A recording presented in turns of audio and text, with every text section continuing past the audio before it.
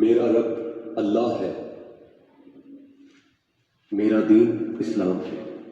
آخری سانس، آپ کی زبان مزید بول نہیں سکتی، آپ کی آنکھیں ایک نقطے پر ٹک جاتی ہیں، آپ کا دل ایک بار پھر دھڑکتا ہے اور پھر رک جاتا ہے، پھر روح کو پیروں سے کھینچا جانا شروع ہوتا ہے، پھر ٹانگوں سے، پھر پیٹ، سینے اور آخر میں حلق تک پہنچتی ہے۔ سورۃ الواقعہ میں اس کا ذکر ہے۔ جب جان گلے تک آ پہنچتی ہے، جب روح حلق تک پہنچتی ہے تو تمام درد وہیں جمع ہو جاتا ہے۔ وہ پانی کا ایک پیالہ لاتا ہے، وہ آپ کو ناقابل برداشت پیاس سے آزماتا ہے اور کہتا ہے مجھے اپنا ایمان دے دو اور یہ پانی لے لو۔ ان کے لیے موت انتہائی تکلیف دہ ہوتی ہے۔ فرشتے پکاریں گے باہر آ اے خبیث روح، باہر آ جہنم کے عذاب کی طرف، اور پھر روح کو جسم سے نوچ لیا جائے گا، جبکہ کافر کی روح کو ایسے کھینچا جاتا ہے جیسے گیلے اون سے کانٹے دار شاخ کھینچی جائے، رگوں اور پٹھوں کو چیرتی ہوئی۔ اس کے بعد اس کی روح اوپر سے نیچے پھینک دی جاتی ہے اور تدفین کی تیاریاں شروع ہو جاتی ہیں۔ جسم کو غسل دینا ضروری ہے، جسم کو مرحلہ وار غسل دیا جاتا ہے اور آپ بطور روح سب کچھ دیکھ رہے ہوتے ہیں۔ پھر وہ آپ کو ایک سادہ سفید کفن میں لپیٹ دیتے ہیں جس میں کوئی سلائی نہیں ہوتی۔ آپ کی نماز جنازہ ادا کی جاتی ہے۔ اب یہ آپ کا نیا گھر ہے۔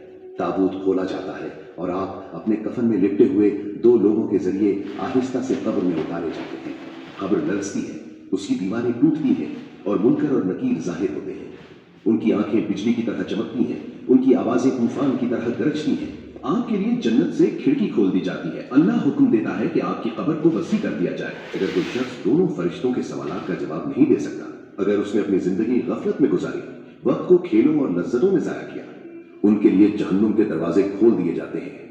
وہ ابھی بھی اپنی قبروں میں ہوتے ہوئے اس کا عذاب دیکھتے ہیں۔ پھر ایک اور وجود قبر میں داخل ہوتا ہے۔ اس کا چہرہ خوفناک ہے، اس کے کپڑے میلے ہیں اور اس کی بدبو ایک سڑتی ہوئی لاش سے بھی بدتر ہے۔ 99 سانپ قبر میں بھیجے جاتے ہیں، لیکن یہ دنیاوی سانپوں جیسے نہیں ہوتے۔ ان میں سے ہر ایک عذاب کے لیے پیدا کیا گیا تھا۔ اب ابدیت کا پہلا دروازہ کھل رہا ہے۔ اب آتے ہیں قبر کے سب سے پر اسرار حصے پر، عالم برزخ۔ جب ہم قبر کے بارے میں سوچتے ہیں تو ہم عام طور پر مادی قبر کا تصور کرتے ہیں، لیکن جس طرح خواب کا آپ کے سونے کے بستر سے کوئی تعلق نہیں ہے، اسی طرح قبر کا اس مٹی سے کوئی تعلق نہیں ہے جس میں اسے دفن کیا جاتا ہے۔